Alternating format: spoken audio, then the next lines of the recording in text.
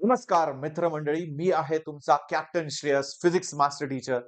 भरपूर विद्यार्थ्यांनी मला विचारलं होतं, की sir trend analysis for physics paper करा आणि ब्लूप्रिंट पण पाहिजे और इस ब्लूप्रिंट के माध्यम से हमें ये पता चल जाएगा कि कौन से सेक्शन में किस चैप्टर का ज्यादा महत्व है और कैसे हमें टाइम स्ट्रेटेजी रखना है एग्जाम में और किस तरह से पेपर को अप्रोच करे, क्या-क्या टॉपिक्स को छोड़ा जा सकता है या फिर किया जा सकता है, इसका पूरा एनालिसिस इस छोटे से वीडियो में।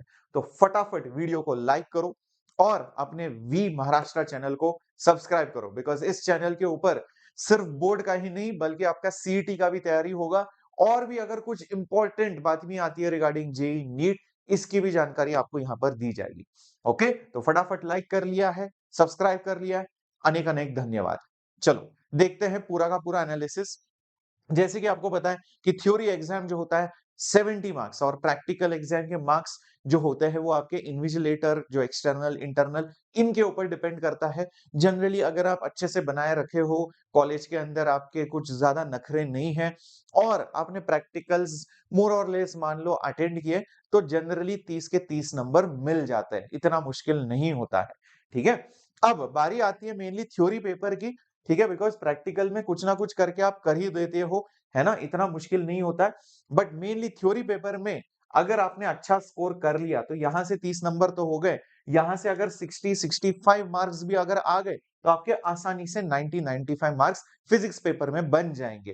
इससे आपके ओवरऑल परसेंटेज में बहुत असर पड़ेगा और फिजिक्स, केमिस्ट्री, मैथमेटिक्स ही ऐसे सब्जेक्ट हैं, जो आपका ओवरऑल परसेंटेज जो है, बोर्ड की परीक्षा में बढ़ा सकते हैं।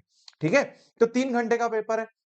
अब ध्यान से देखो मेरे बच्चों, सबसे पहले तो ये जो सेक्शन है जहां पर आपके छोटे-छोटे क्वेश्चंस होते हैं एमसीक्यू या फिर सिंगल लाइन वाले क्वेश्चंस, इनको आपको जल्द से जल्द करना है। बट ये चालू करने से पहले कहीं बच्चों को थोड़ी-सी एंग्जायटी होती है या फिर कभी भी नया पेपर आता है तो थोड़ा-सा ऐसा लगता है कि यार पूरा पेपर छान लूँ। तो पहले 4 से 5 मिनट आप पेपर छान लो, देख लो, अगर आपको लगता है, बट ऐसी कोई ज़रूरत नहीं होती। आप डायरेक्टली सेक्शन हुआ ए, बी, सी, डी चालू कर सकते हो। बिकॉज़ करना तो सब कुछ है, ऐसा नहीं कि एक सेक्शन छोड़ सकते हो। तो कभी-कभी ऐसा भी होता है कि आपने गलती से कोई सेक्शन डी या सेक्शन सी का कोई सवाल देख लिया, आपको लगा यार ये तो बहुत लंबा है, ये ऐसा है, वैसा है, तो टेंशन भी हो सकता है। तो ज़रूरी नहीं कि पूरे पेपर को स्कैन करना है। कई सारे टीचर बोलते हैं स्कैन करना ज़रूरी है, but there is no hard and fast rule. Okay, इसको कम से कम 20 मिनट लग जाएँगे आपको अच्छे से सॉल्व करने के लिए और फिर इनको लिखने के लिए, ठीक है? कम भी लग सकता है बट जल्दबाज़ी मत करो। फिर उसके बाद आपके 2 मार्क वाले क्वेश्चन में आपके आराम से मान के चलो 20 से 30 मिनट निकल जाएँगे। फिर यहाँ पर सबसे ज़्यादा टाइम जाएगा और इसमें आपके आराम से बचे हुए 2 घंटे निकलने वाले हैं। और जब भी आंसर लिखोगे ऑब्वियसली एकदम विस्तार में लिखना है। आप स्टार्ट करो उसका मतलब एक थोड़ा-सा स्टार्टिंग पैराग्राफ होना चाहिए, फिर एंडिंग में कंक्लूजन होना चाहिए, पॉइंट्स है तो पॉइंट्स लिखना ज़रूरी है, डायग्राम ज़रूरी है तो लिख दो, बना दो, ठीक है? कभी-कभी ऐसा होता है कि आप डाउट में पड़ जाते हो, डायग्राम लिखना है कि नहीं लिखना है। जब डाउट आए, बना देना, ठीक है? समय है तो बना दो, है ना? इम्पोर्टेंट पॉइंट्स, एग्ज़ाम्पल्स ये सारी चीज़ें यहाँ पर बहुत मैटर करेगी, जिससे आपका ओवरऑल स्कोर जो है बहुत बढ़िया हो जाएगा। अब बात करते हैं चैप्टर वाइज वेटेज की। ओके, रोटेशन से लेके इलेक्ट्रोस्टैटिक्स देखो, मोस्ट ऑफ द चैप्टर्स जो है 5 मार्क के हैं, कुछ चैप्टर्स 4 मार्क कंपल्सरी है ना? बट ऑप्शन के साथ इसका वेटेज थोड़ा-सा अलग हो जाता है। जैसे कि देखा जाए वेव ऑप्टिक्स हो गया या फिर केटीजी हो गया या फिर मैकेनिकल प्रॉपर्टीज ऑफ फ्लूइड हो गया या फिर रोटेशनल डायनामिक्स हो गया। मतलब अब अगर आप ऑप्शन वाले क्वेश्चन सॉल्व करोगे, इससे आपका स्कोर बूस्ट हो जाएगा। ये समझ लो। फिर यहां पर देखा जाए electromagnetic induction, again high weightage compulsory 5 marks, but option के साथ देखा जाए तो यार 7 मार्क तक आप कमा सकते हो और मैग्नेटिक इफेक्ट्स ऑफ करंट और करंट इलेक्ट्रिसिटी 6-6 मार्क के हैं और एसी और structure of atoms and nuclei भी 6 मार्क विद ऑप्शन है। मतलब आप ऑप्शन के साथ अगर आपने ये चैप्टरों को अच्छा कर लिया तो आप अपना ओवरऑल स्कोर बहुत अच्छे से पुश कर सकते हो आगे, ये समझ लो। ठीक है, तो ये पूरा का पूरा डेटा जो है मैंने आपके सामने रखा है, पीडीएफ भी शेयर कर दूंगा, टेंशन मत लो। अच्छा, अब लास्ट 3 इयर्स का ट्रेंड एनालिसिस भी कर लेते हैं, ठीक है? 2022 से लेके 2024 मतलब इवन सारे जो पेपर्स होते हैं री एग्जाम जो भी है सबके सब पेपर्स का एनालिसिस है।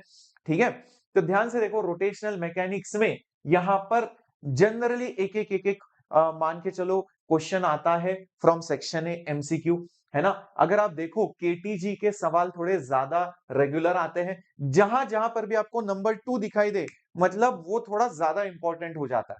और ये सेम चीज आपको यहां पर भी दिखाई देगी, मतलब जिसमें मार्क्स विद ऑप्शन ज्यादा है ना, वहां पर जनरल टेंडेंसी होता है कि नंबर ऑफ क्वेश्चंस ज्यादा मिले आपको। जैसे वेव ऑप्टिक्स हो गया, या फिर आपका ऑसिलेशंस हो गया, या फिर काइनेटिक थ्योरी ऑफ गैसेस हो गया, है ना। तो इनका जनरल आप देख सकते हो फ्रीक्वेंसी ऑफ आस्किंग क्वेश्चन ज्यादा है। ठीक है, फिर अगर आप वापस से सिंगल लाइन आंसर वाले क्वेश्चंस देखो, वहां पर भी यहां पर देखोगे ऑसिलेशंस हो गया या फिर इलेक्ट्रोस्टैटिक्स हो गया, इसके सवाल ज्यादा आते हैं। ठीक है, वन लाइनर क्वेश्चंस में। फिर अगर आप 2 मार्कर वाले क्वेश्चंस देखो, मैग्नेटिज्म, ईएमआई या फिर एसी सर्किट्स, इसके सवाल ज्यादा आते हैं। ठीक है, और ऑलमोस्ट हर साल देख सकते हो मैकेनिकल प्रॉपर्टीज ऑफ फ्लूइड आया है, थर्मोडायनेमिक्स ऑलमोस्ट हर साल आया है कि नहीं, ईएमआई भी ऑलमोस्ट हर साल आया है। तो ये सारे इंपॉर्टेंट चैप्टर्स है आपके 2 मार्क के लिए।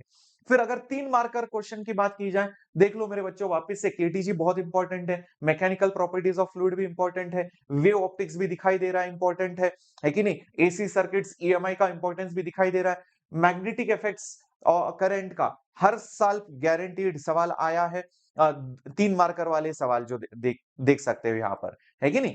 फिर अगर आप आगे बढ़ो 4 मार्क वाले जो क्वेश्चंस हैं, इसमें जनरली आप देख सकते हो यहां पर ईएमआई के ठीक ठाक क्वेश्चंस पूछे गए, फिर कहीं पर मैकेनिकल प्रॉपर्टीज और कुछ हद तक थर्मोडायनेमिक्स, है ना, और थोड़ा बहुत ऑसिलेशन। ये चैप्टर जो है बहुत ही इंपॉर्टेंट है। सेमीकंडक्टर का इतना कुछ पूछा नहीं गया, स्ट्रक्चर ऑफ एटम्स का ज्यादा नहीं पूछा गया, या फिर एसी सर्किट्स का भी ज्यादा पूछा नहीं गया। तो इससे आपको आइडिया लगता है कि यार हैवी वेट क्वेश्चंस जो है किस चैप्टर से करने हैं, किस चैप्टर से नहीं करने। नहीं तो पता चला 4 मार्क के क्वेश्चंस के ऊपर आप बहुत टाइम वेस्ट कर रहे हो एसी सर्किट के ऊपर, पूछा नहीं गया, इसीलिए ये ट्रेंड एनालिसिस करवाया जा रहा है।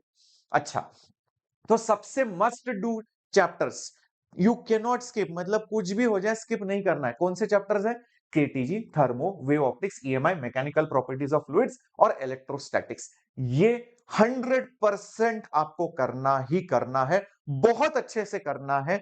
इसके 1 मार्क, 2 मार्क, 3 मार्क, 4 मार्क सारे सेक्शन के क्वेश्चंस अच्छे से लिख के पीवाईक्यू प्रैक्टिस करके आपको एग्जाम में आगे बढ़ना है। ठीक है, तो ये था आपका कंप्लीट ट्रेंड एनालिसिस। इससे आपका 95 मार्क्स पक्का हो जाएगा, और ये पूरा का पूरा पीडीएफ जो है लिंक जो है आपको डिस्क्रिप्शन बॉक्स में और कमेंट सेक्शन में भी मिल जाएगा। ठीक है, तो ऑल द वेरी बेस्ट। अगर आपको एक पूरी की पूरी एग्जाम स्ट्रेटेजी चाहिए तो उसके लिए भी नीचे कमेंट करना मत भूलना।